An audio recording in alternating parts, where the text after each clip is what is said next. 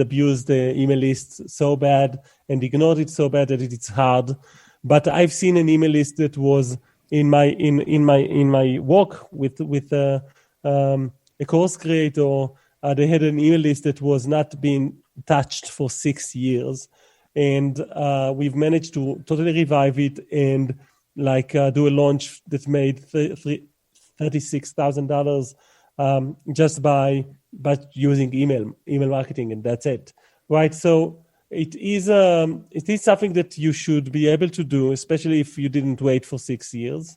First of all, I want you to think about this moment of reviving the relationship as a moment that you plan for. So you don't just go back to it. You decide proactively on 4 ways to be generous, 4 fun gifts that you're going to share through a sequence, like a revival or a warm-up sequence or a welcome sequence, no matter how you call it.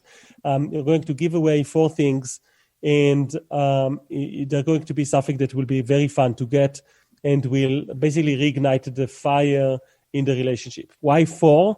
Well, because, again, we want to be generous, and providing 1, 2, or 3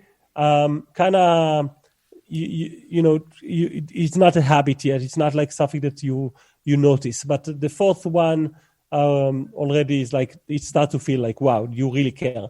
And also because of email open rates.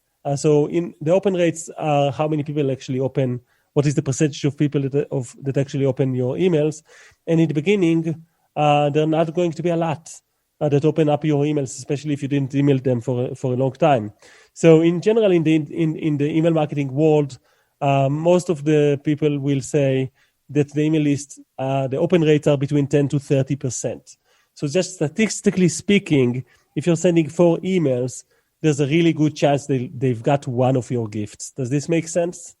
Yeah, absolutely. I mean, to your point, if you just shoot one out there and these people haven't heard from you in forever, and let's face it, people, we get lots of emails probably, and we're always checking them. But if there are lots of emails, it's really easy to potentially miss this one, especially if it's someone that hasn't been on your radar for a while. So having a little bit more of a frequent emails coming out and just to really showing that you care. And then there's easy things to structure it. So it's like when they see, if they miss the first 2 and they get the 3rd and they're like, wait, this is one of 3.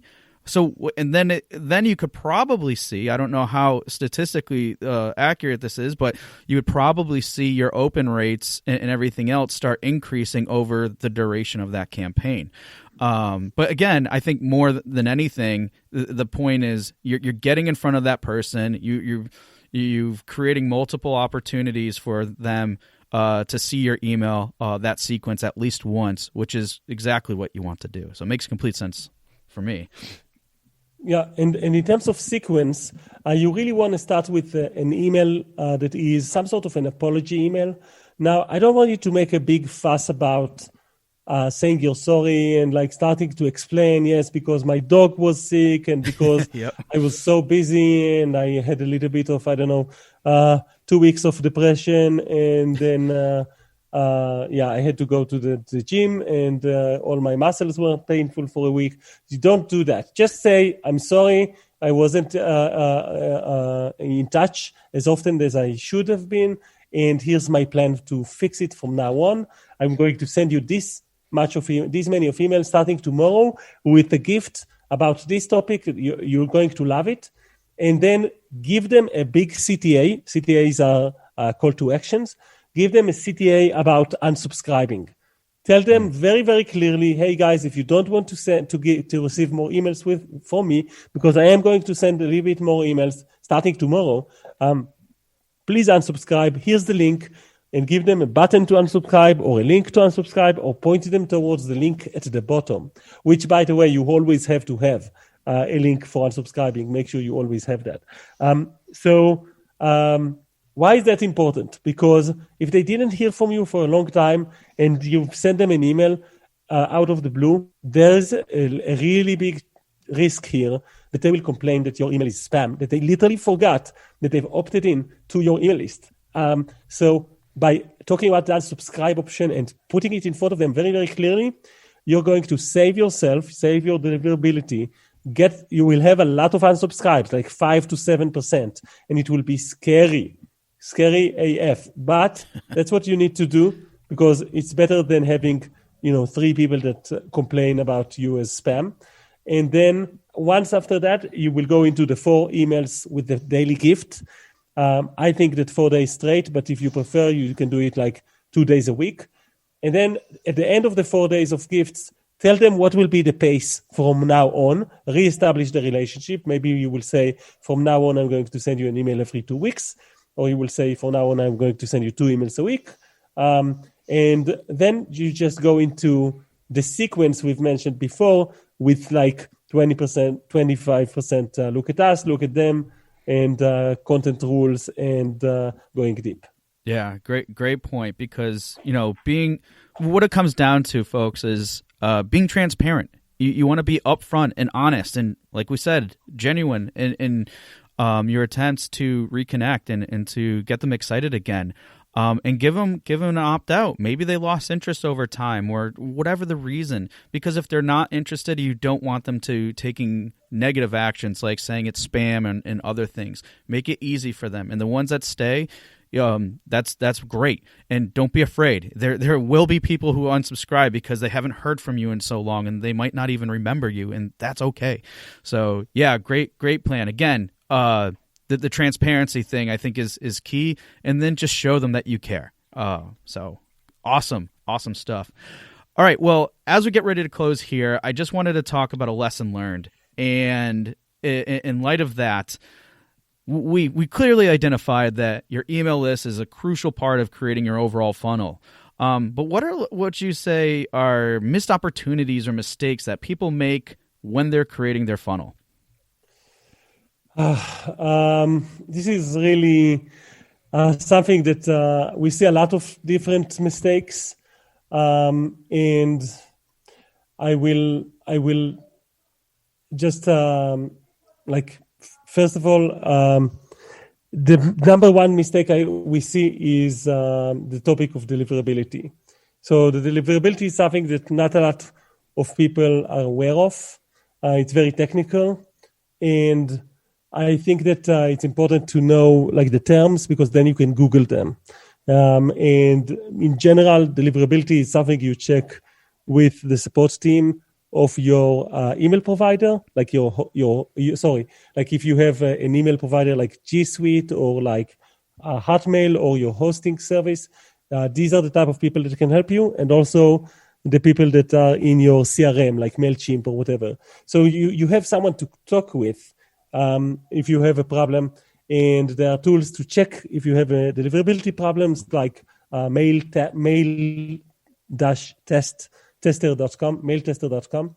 And what you need to check is that you have SPF, DKIM, and DMARC. Those terms are kind of like a passport for an email that travels through the internet, and you just have to have the right passport with the right stamp and everything. So more often than not, we see people that never checked if they have any deliverability problem. And so it's better to be on the safe side and double check that you have those parameters defined correctly. And when you're talking about deliverability, is that like basically when you send out people's emails address, being able to get to that inbox, or whether it's fake or whatever? Just to define a little bit more with deliverability, if you could. Yeah, basically, deliverability became a real problem when Google introduced the promotion tab, and not a lot of time after that, the spam directory on pretty much all of the email providers, email servers have become a very popular place for emails. So you don't want to be in there. You want to get into the inbox. Otherwise, you don't have a chance for the email to be read, because most of the people don't read their spam directory or their promotion tabs. So deliverability is all about the art and science of getting your emails to arrive into the inbox. It's stuff like Don't use the word free often. Don't use a lot of capital letters. Make sure they gave you permission to send the emails. They make sure that they actually opted in. Make sure that you give them an unsubscribe link. All of those things will help you with deliverability.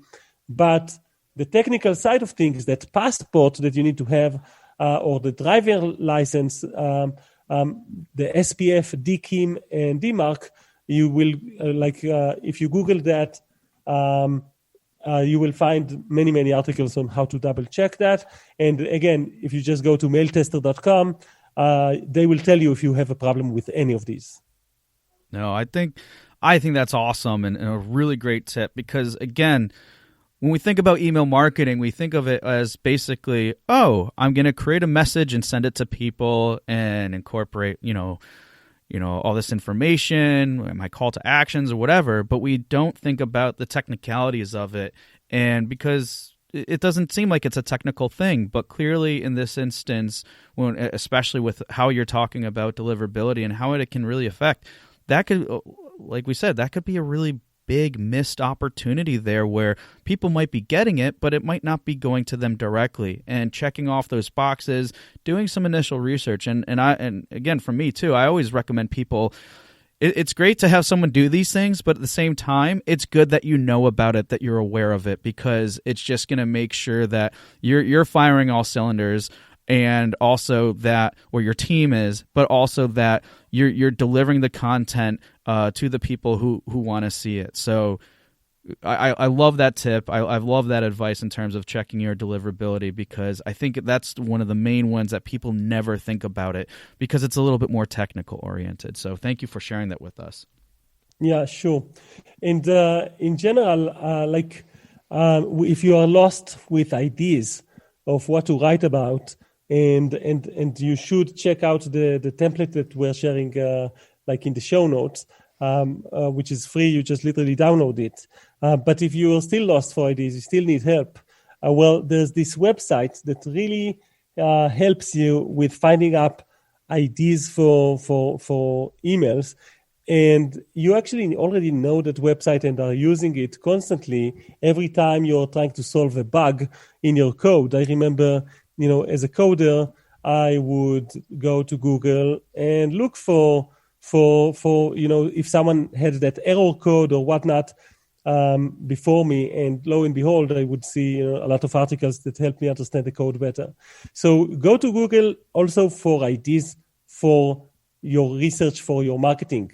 You can go into Google and say, give me 100 ideas for daily emails. Give me 100 ideas for emails that nurture relationships. Give me 100 ideas for emails about a topic, about games. Yep. Like, you just go and Google it, you'll find so many resources and ideas, and you only need one today and you're good to go.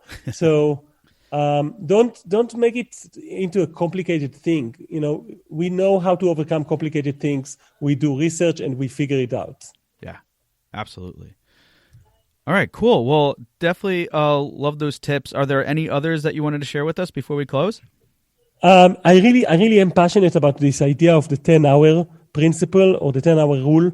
And it's something that I see all the time with businesses, small businesses, and indie gamers are also sometimes suffer from this situation where they don't understand why the marketing is not working.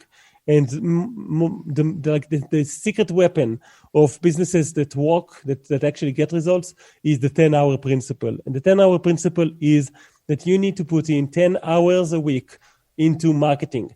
And when I say marketing, I mean like one tunnel. Choose one tunnel, maybe two if you really have to, but be really good on that one tunnel. Like if you chose, for example, search engine optimization, then do that.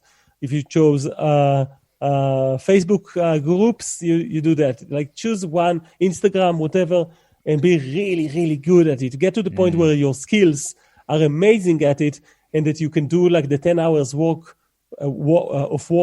a week in even as fast as 1 hour, and then start another marketing tunnel and still do 10 hours a week of marketing. And this was actually well researched. there are books about the number 10 hours a week. It's actually